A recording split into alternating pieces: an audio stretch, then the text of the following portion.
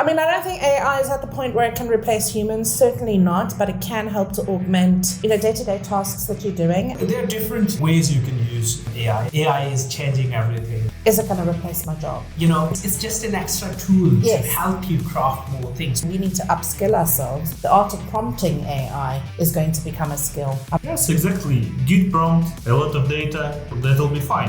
When I need like an expert article based on internal data or something, AI cannot do it in a good way at all. For past 10 years, we've been running insurances, and I fed all of that data to AI, and one thing we noticed was that Thursdays and Sundays, they are the worst. Asia, that's a massive market. Bangladesh, that's massive. Apart from that, Saudi, that's a weird one. What is the easiest traffic source to start with for a newbie? Push notifications, straightforward. Personally, for me, I don't like to hear my voice, so I give everything to my editor and tell him to transcribe it and give it to me what I said and everything, and that's how I give them instructions. I don't like to hear myself.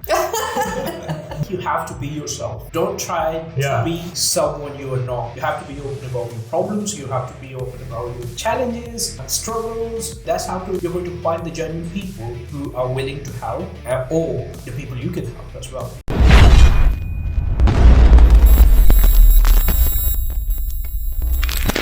Hi guys, we are here in London at ICE, and we have a podcast with industry leaders to discuss some view about the industry trends, artificial intelligence, regulations, licenses, and more. We have gorgeous Lee Ann from Offworth. We have outstanding KJ from Affiliate World Conference from 05 Media Ltd and a lot of projects. So let's start with a little intro about us. My name is Vasily Gamov. I'm CMO at Rechat at Tech Holding. We provide traffic all over the world, about 5 billion impressions daily, and especially 40% of our traffic goes for iGaming vertical.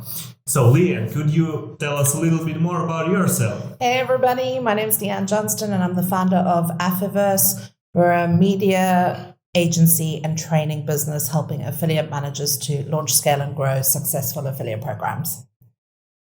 Hey everyone, my name is KJ and I'm head of strategy at Affiliate World Conference. We host conference, Affiliate World, one of the top, well-known conferences in the world. And apart from that, I run my own company called 05 Media, basically lead generation.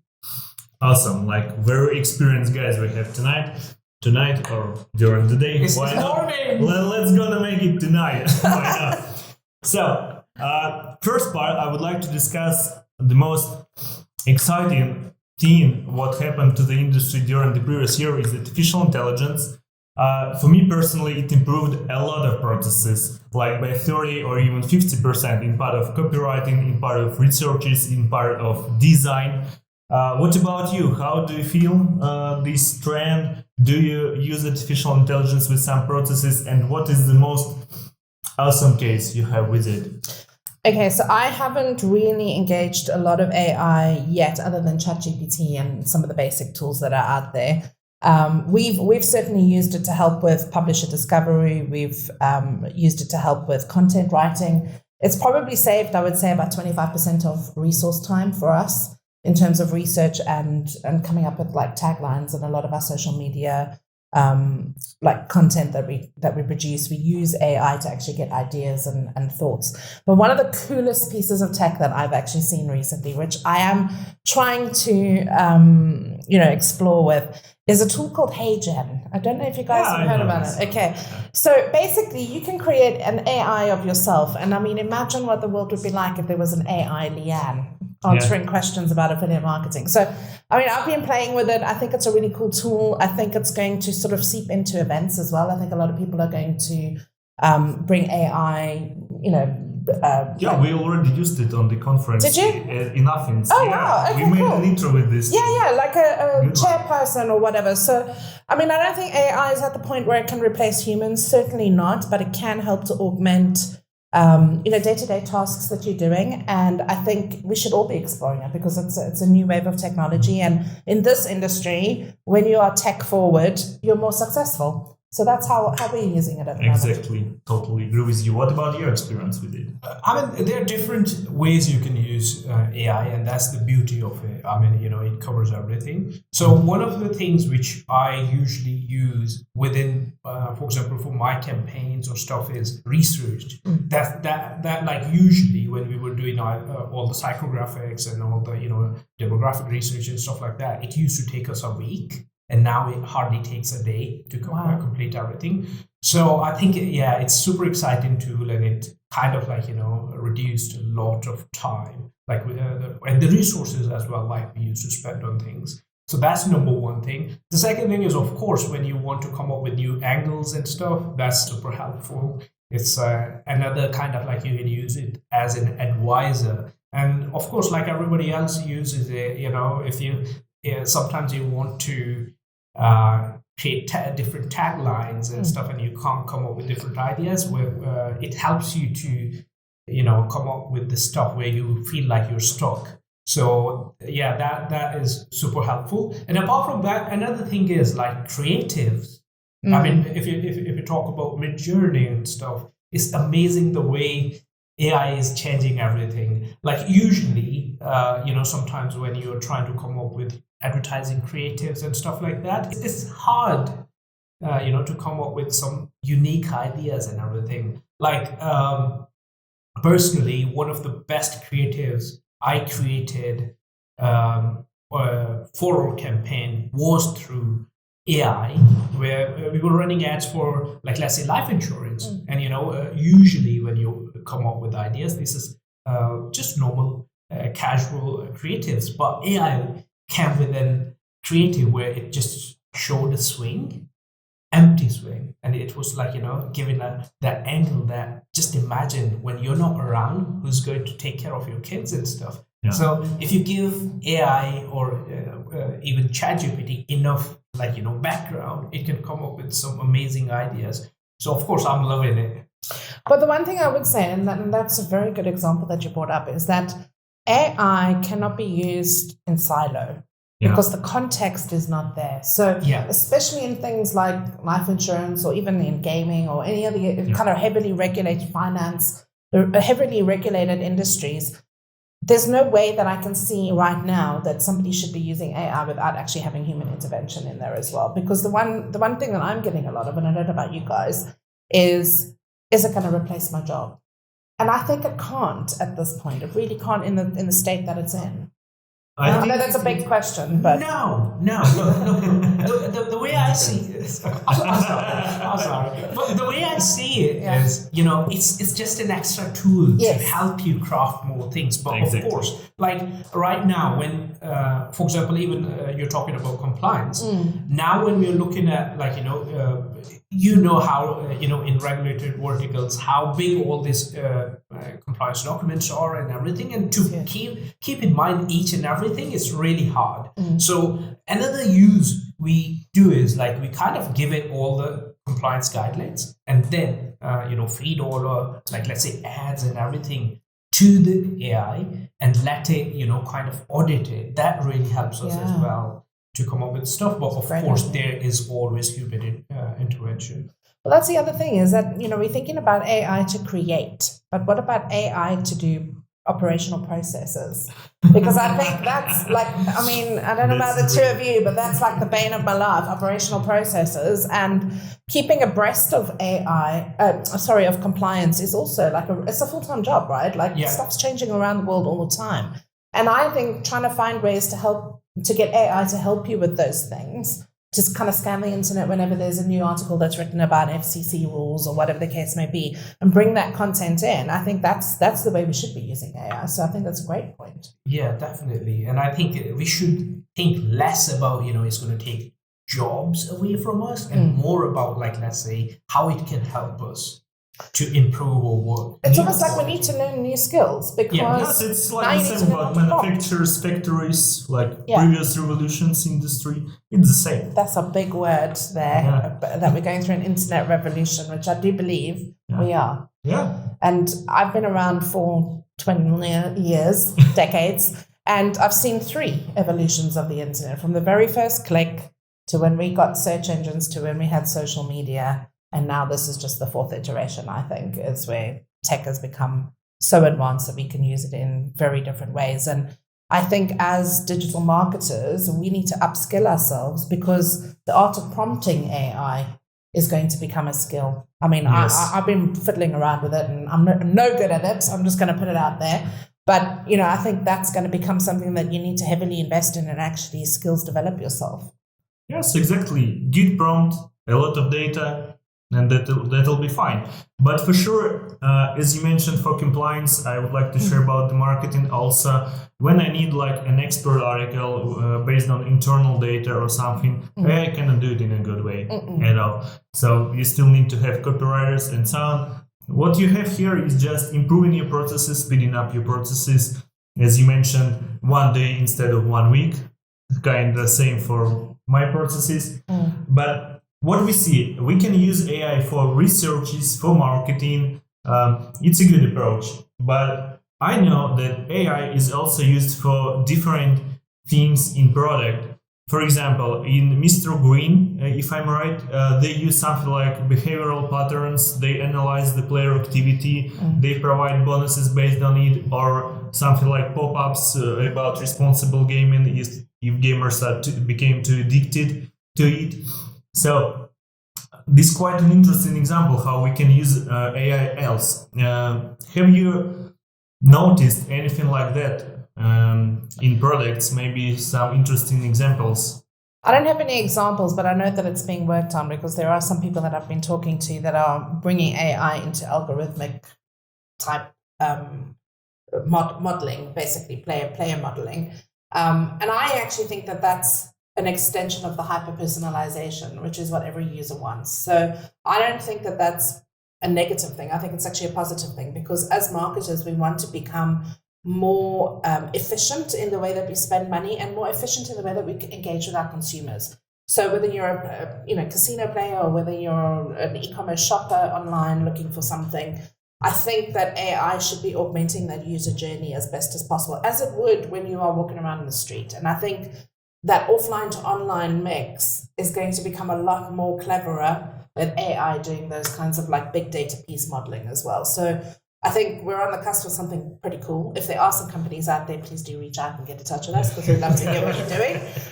But yeah, I don't know about you. What do you think? I think like I'll give you an example. Like for past 10 years, we've been running insurance, and one thing we noticed was like whenever there's football, whenever there's a holiday and stuff, all the traffic goes down, demand goes down. And I fed all of that data to like AI. And one thing we noticed was like Thursdays and Sundays, they are the worst. So, it can come up with some really good data analysis as well, which, it kind of like gives us where to spend money, kind of indicators when we should be spending money, where to spend it and all that. So, yeah, I think that's another really good use case for AI to understand the behaviors. Why does that happen and all that? And it literally, like it all depends. What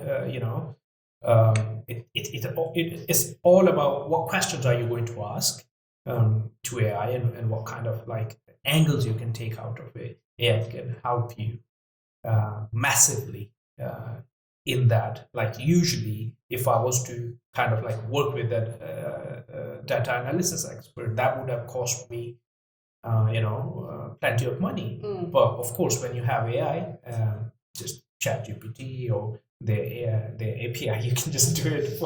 Yes, definitely. Really. Well, I was quite surprised at how simple it was to build a ChatGPT model because I wanted a tool that could take all of my podcasts and transcribe them and then edit them afterwards. And I'm not a tech wizard at all, okay? And I could build it, and it took me 20 minutes to figure out how to build it. And now I have a transcribing tool, and it was free. So, it does kind of make you think just how far, if you're really clever enough, how far you could stretch AI. Yes, and with this part about video editing, about subtitles, I remember the time about 15 years ago with my first video blogs and so on. Yeah. It took me some kind about a week to type these subtitles, to make a transcription. Now I put one button, I do some corrections during 20 minutes, and it's ready. It's done. Yeah. Amazing. Yeah, but I think one thing we should always remember is to make sure you do make corrections as well.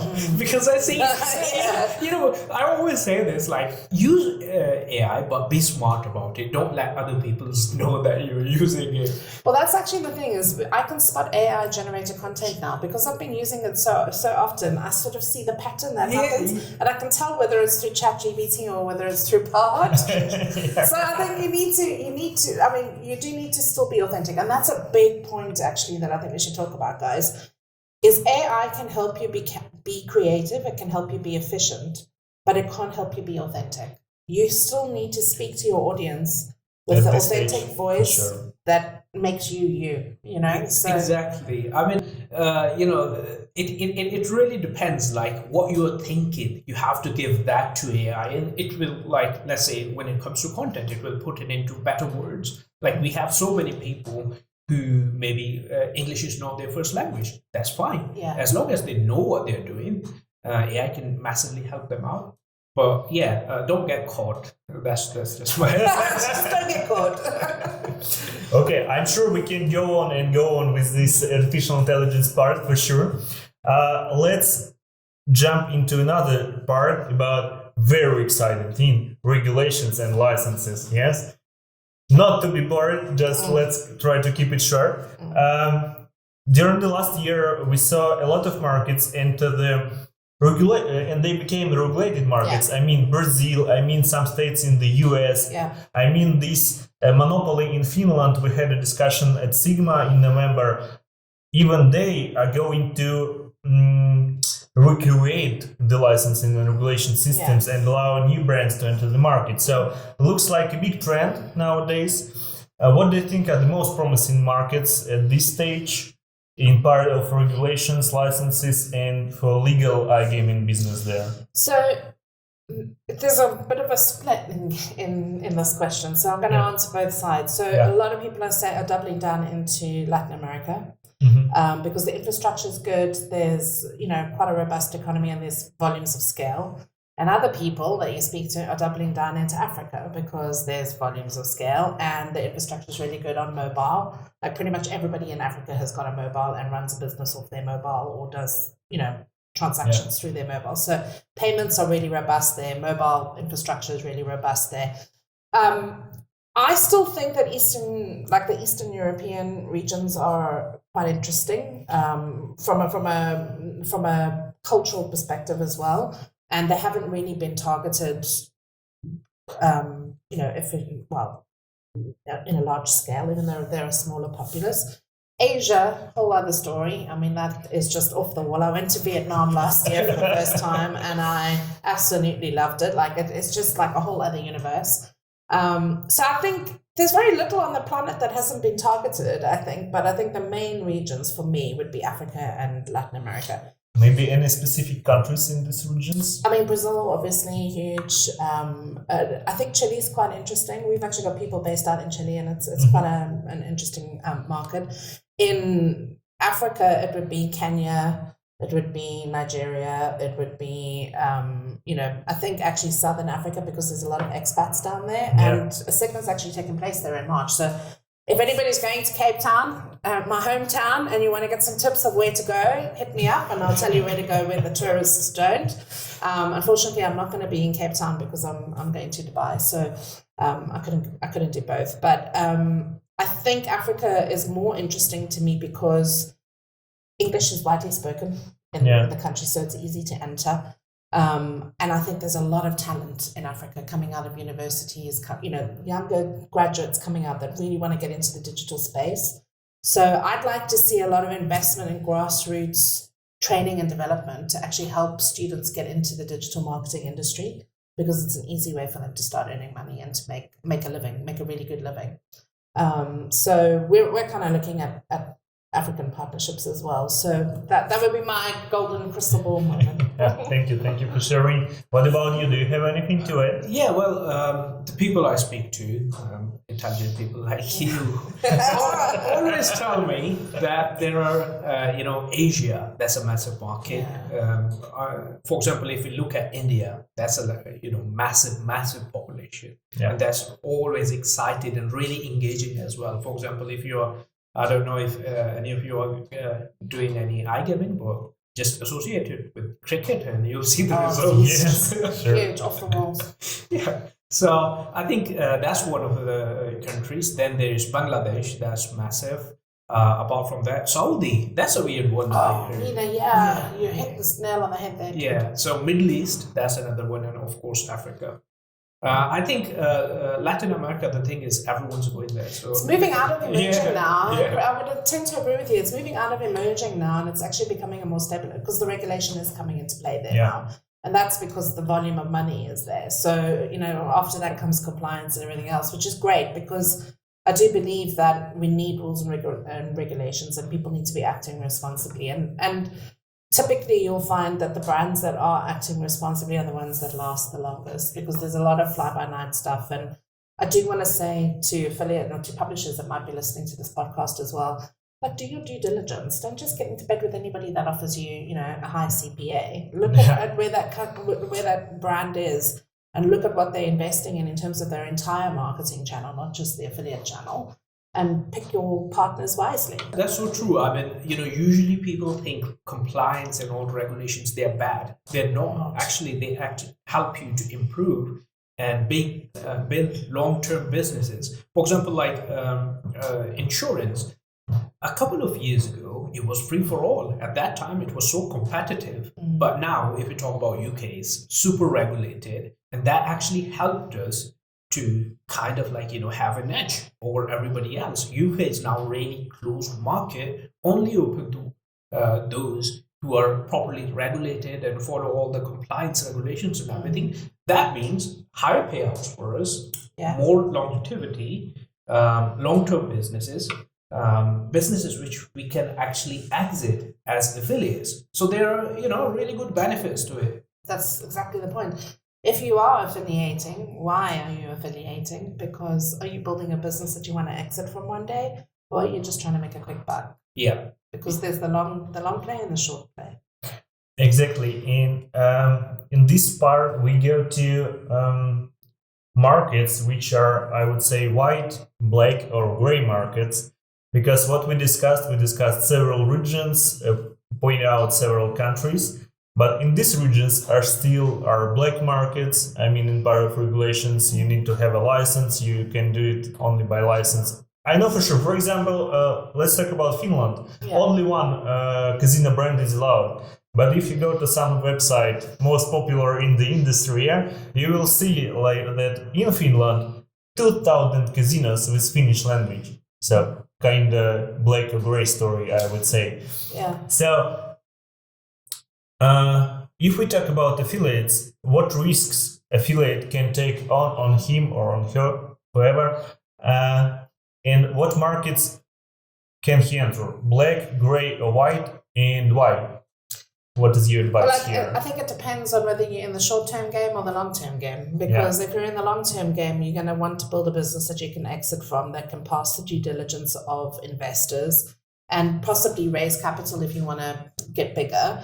So I think thinking about where you want to focus and not spreading yourself too thin either, trying to go into 1 million markets isn't going to grow your business faster. It's actually going to make it more harder for you because of all of the different regulatory requirements. So I know a lot of affiliates that have focused, they've doubled down on the US and they've got themselves licensed, they've got themselves built, and they're making some seriously good money in the states that they've decided they want to focus on. I know some affiliates that are only in grey markets and they're struggling to actually raise capital to grow their businesses because nobody wants to touch it because it's not compliant. Yeah. So it really does depend on what your business model is, what your exit strategy is. And, I started my business 4 years ago and nobody tells you when you've got a great idea and you start your business to think about what your exit strategy is because you're just at the beginning of your journey. Yes. And actually that's the first thing that you need to think about is how long do you want to run this business for?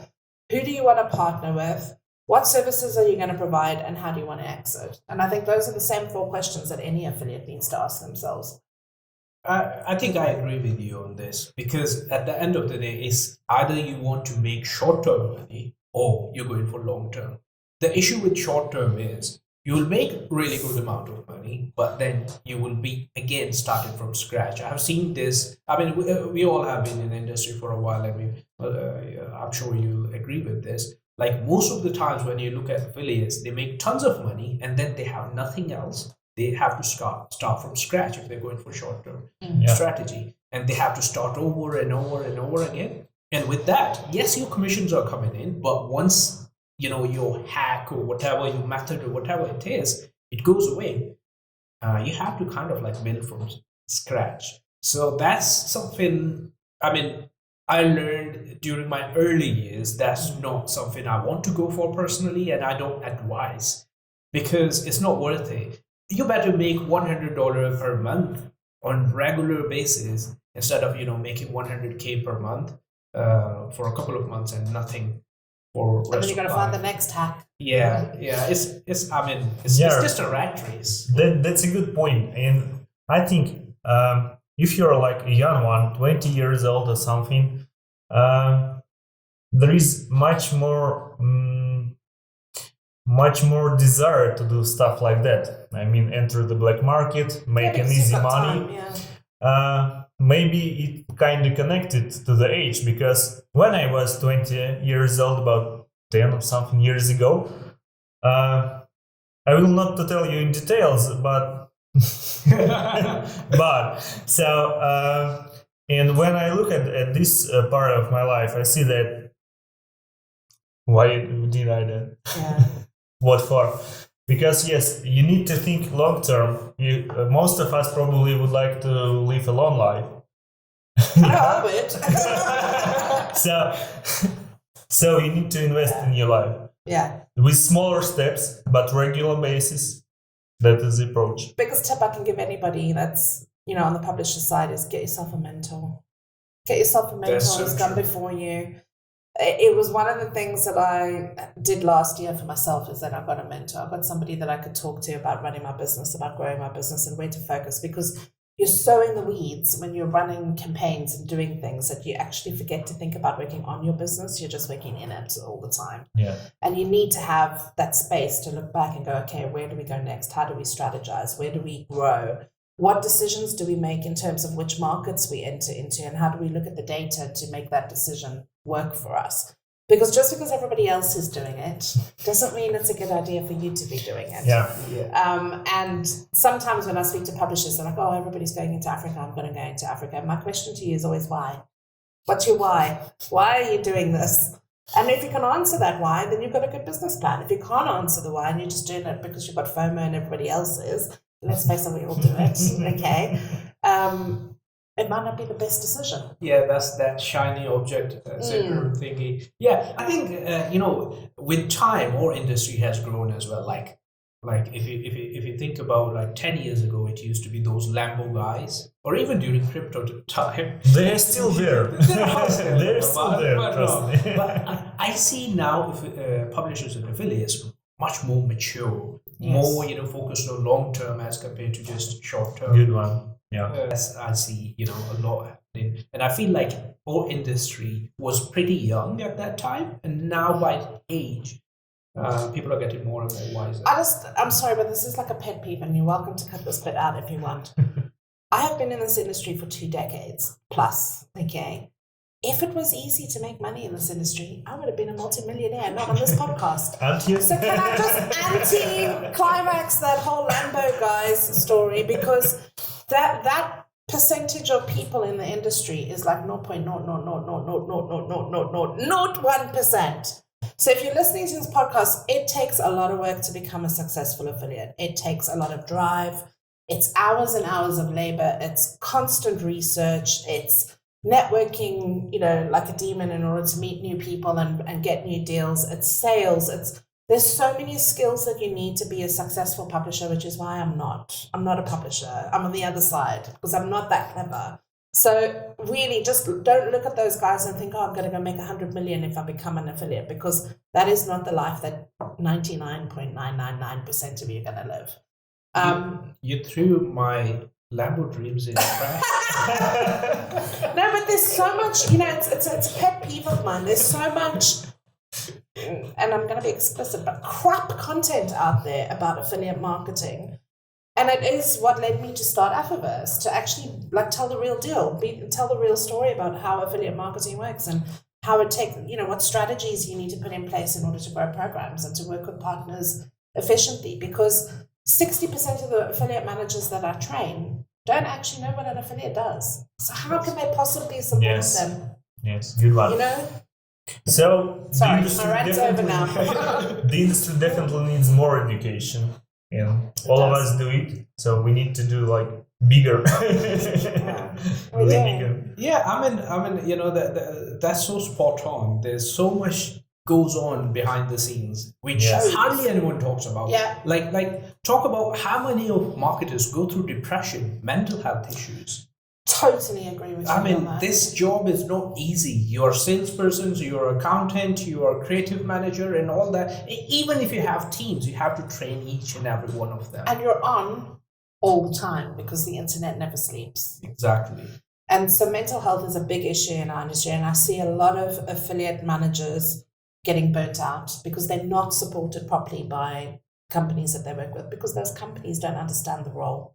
Being an affiliate manager is one of the most complex jobs that you can have, because you have to be an expert in every single traffic source. And you need to be able to work with every single type of publisher and understand what they're going through if you're a really good affiliate manager. And it can take a toll. It really can take a toll. And we don't talk about it in this industry enough. Yeah, and it's same on affiliate side as well. Yeah, absolutely. My wife is in mental health field, and she attends conferences with me and all that. And it's funny, she asked, all the networks, what you do for your staff or for your affiliates, their mental health and all that. And they're like, what are you talking about? There's nothing. There is nothing.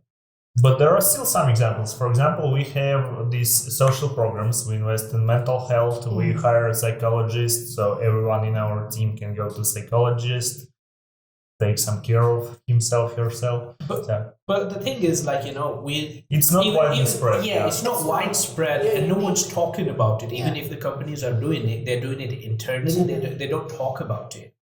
Yeah. I think there is a need. There's definitely a need for coaching. Okay, another podcast is gonna be about mental health, I think. I think that's a good topic. Okay, so it's kind of hard to be an affiliate manager. It's kind of hard to be an affiliate. It requires a lot of education, a lot of skills, knowledge about a lot of different traffic sources. And here we go to traffic sources. What is your top? Because in iGaming, there are a lot of them, like the most powerful SEO or PPC traffic.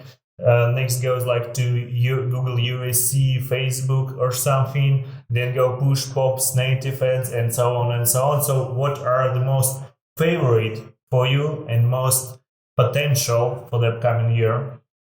Okay, so I'm a huge believer in the power of micro and nano influencers. Shoot me down if you disagree. But if you want to get in front of the right audience, the riches are in the niches, okay? And I still believe that there's opportunities to exploit that, especially in gaming. Maybe not so much in other channels. But Don't do it what else? What else? Yeah. Sorry. That's all right. So I think nano influencers, micro influencers. I think streaming is okay. I mean, it's more like brand awareness, I think, for that. Where I've seen some really great opportunities is in tech. So affiliates that are actually building really cool pieces of tech that either upsell or retain, or anything that's gathering first-party data is amazing, which you should be doubling down in right now.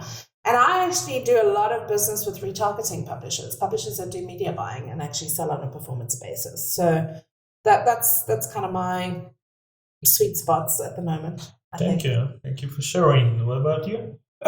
For me, I'm not into iGaming, by the way.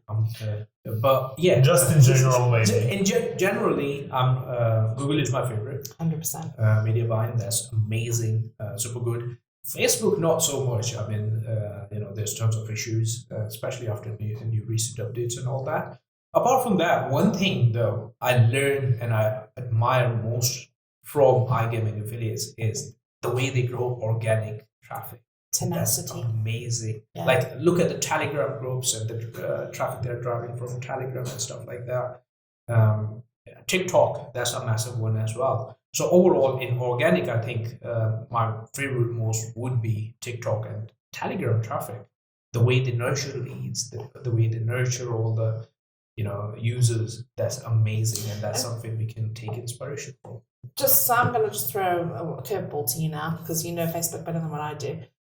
If you look at TikTok and you look at Facebook, what are the best parts of each at this point right now? Because you said that they've made a lot of changes. So the thing with Facebook is it's a massive organization and it's messed up. The tracking is now messed up. Targeting is messed up. It's you can't really now target the way it used to be. Like previously, Facebook turned into one of the biggest traffic sources was because of their targeting options. But now, because of all the regulations, they got sued so much and they messed up so much that you can't really target people. A few years ago, even a kid could run a successful campaign on Facebook, and that's why most of the marketers or gurus, with Lambos, Lambo guys.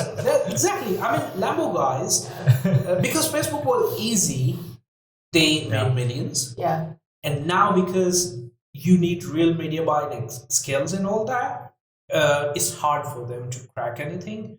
I see a lot of thing in D2C e-com brands. Yeah. Sorry for hitting on you, but yeah. So what is the easiest traffic source to start with for a newbie, for example? Because all of us have experience. We talked about which one we prefer. But if some newbies watch us, what is the easiest way to start? Push notifications, straightforward. Not many skills required. All you need to do is you need to have right creatives, and then just build your blacklist and whitelist and test. Yes, there are also some targeting options. Some you can start with some budgets like 100, 200, 500 to have some result. That's it. What else besides push? Facebook became quite complicated, you told. Maybe anything else like influence. Is it easy to do influencer job? What do you think? To do stuff like that. It's not easy to be an influencer. It's no. Push is much more easier. Yeah. Okay. The thing is, when you, especially where you have to show your face, because sitting in front of camera and talking to yourself. I hate it. I mean, a team has my face on everything, and I hate it. It's a pet peeve of mine. It's get my face off things, because it's not about me. It's about all of us. It's about all of us in this industry, educating everybody else. And to me, you really do have to have a certain kind of mindset to be an influencer.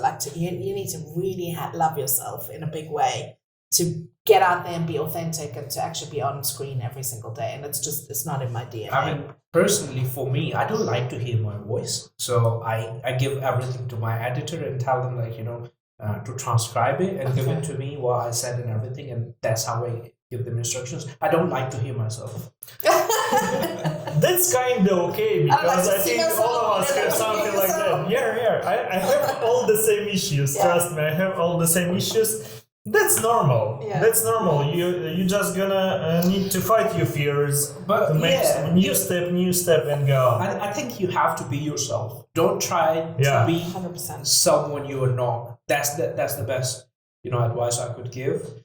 And the second thing is be open. Even not in influencer marketing or even in affiliate marketing or anything you're doing. If you're running through any issues, just reach out to people, the people you know, or even if you know someone who's good at something, just ask them. That's what I do. I'm extremely introvert person. I don't like to talk to strangers or anything. But I don't, because you came up and spoke to me, and I was a stranger at the moment. See, I mean, that's the thing. When you challenge yourself, when you see value, you just reach out and try to it's not on conferences or events or anything. I'm totally different. That's what my wife says as well. Usually you're a totally different person, but you have to be open. You have to be open about your problems. You have to be open about your challenges, struggles, help you need, and that's how people are going to help you. That's how you're going to find the genuine people who are willing to help, or the people you can help as well. Mm. You know what? The other thing that's really cool about this industry is that, and like for the audience watching this, we only met each other like 2 weeks ago, and here we are having this awesome podcast. And if you don't ask, you don't get. That's kind of, you have to have that mentality in affiliate marketing. If you don't ask, you don't get. Yes, proactivity is crucial. 100%.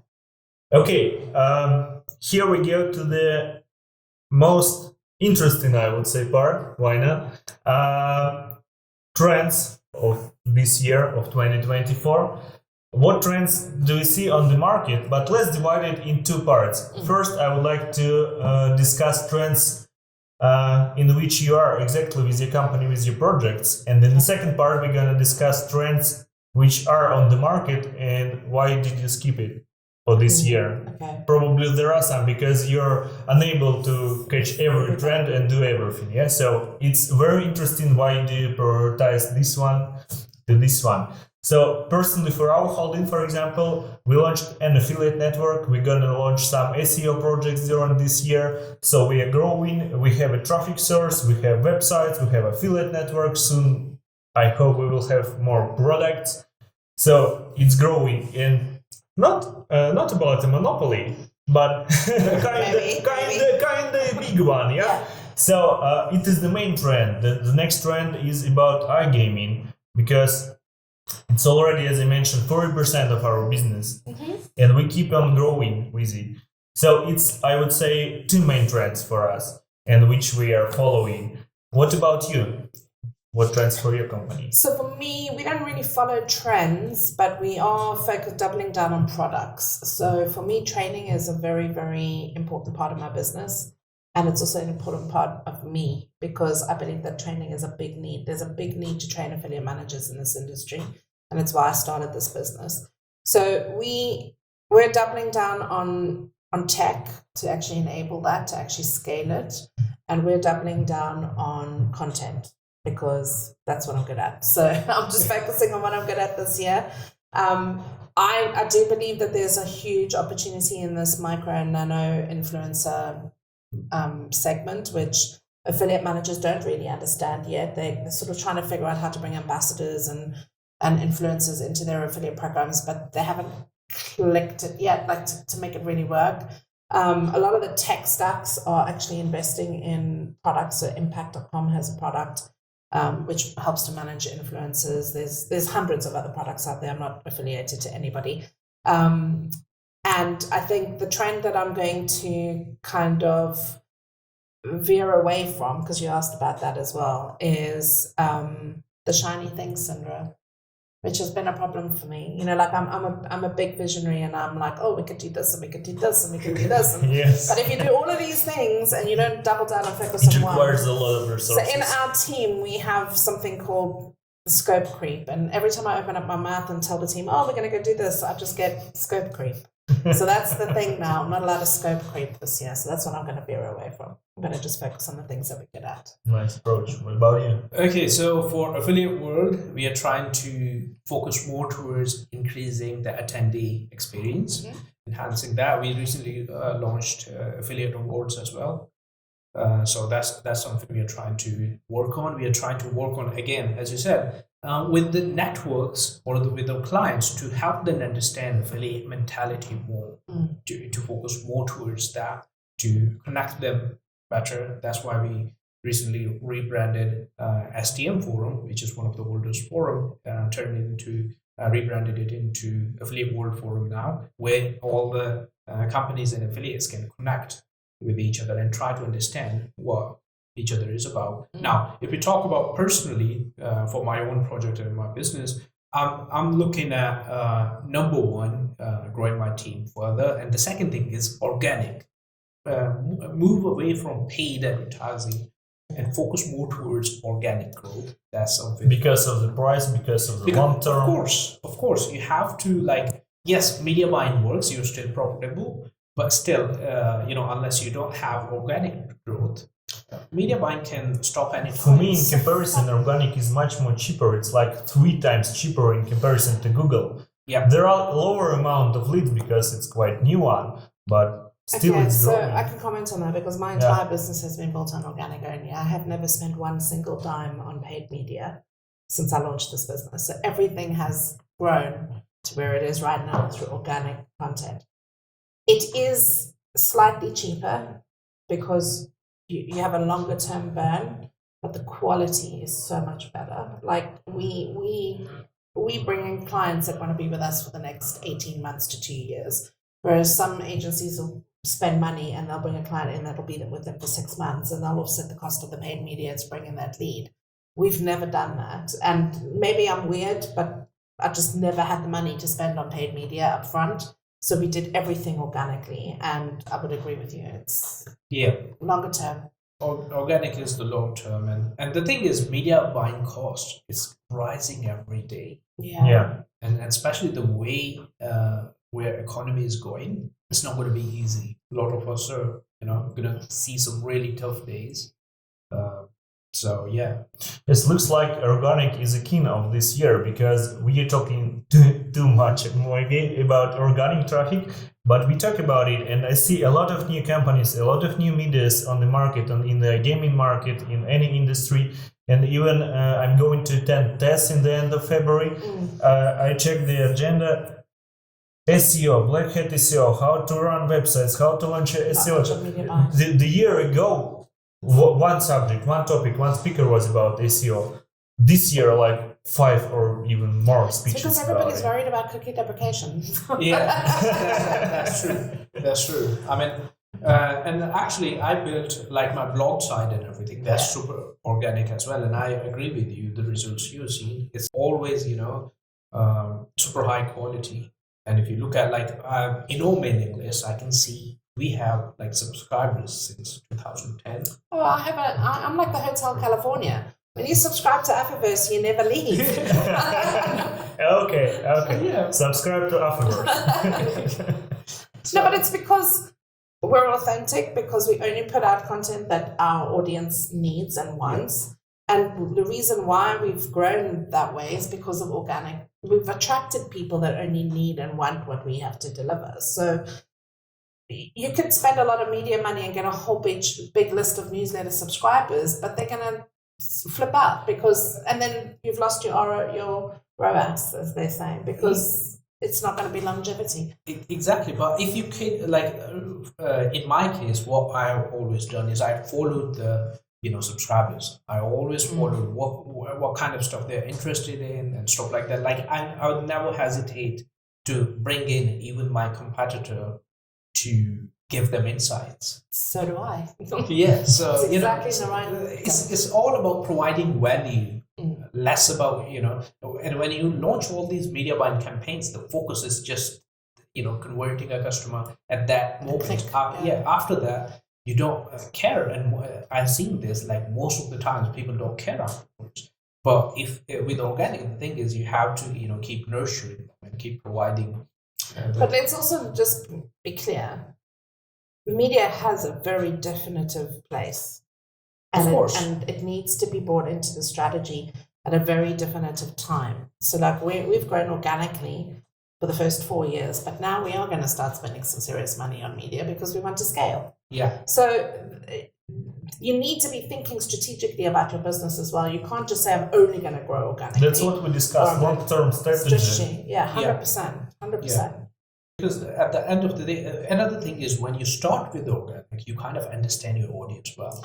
That really helps you to kind of grow, or when it's time for start buying media, that really helps you out. But here's another question, like what you guys think about role of AI is back again, in organic traffic. Like, now ChatGPT can write articles and articles and articles. It's bullshit. Oh, but that's it, because when ChatGPT just appeared, like February last year, something, I saw tons of projects. Oh, everything on AI, nice. 1 month, 2 months, okay, Google changed algorithms. they go to the bin, these projects. And what I see, content which is produced by specialists, by copywriters, based on internal data, on experience, it's much more qualified. It has much more quality in comparison to AI. If you write an article only based on AI, without checking, without rewriting, what for? It's the context and the authenticity. It will not appear in the query, in the search. Yeah. At all. Yeah, that's The same experience for you guys? That's it. Yeah, It doesn't work like that. I mean, if you just want to throw content without any oversight, it's useless rubbish. Well, people are gonna tune out to that, because I think I read an article once, and I'm gonna be a bit explicit, a tsunami of shit content that keeps coming into the internet, and consumers are just gonna blank it out. It's like when we had television for the first time, people used to actually watch the ads. Now everybody skips past the ad if they can, and if they can't, they just won't watch the show because they don't want to see it and they don't want to hear it.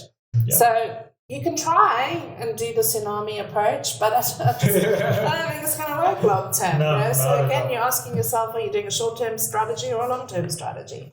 The general idea of this podcast, I would say. Okay, looks like we covered a lot of subjects. I suggest to stop here. Okay. For now. So thank you for visiting this podcast. It was amazing. Thank you for sharing your experience.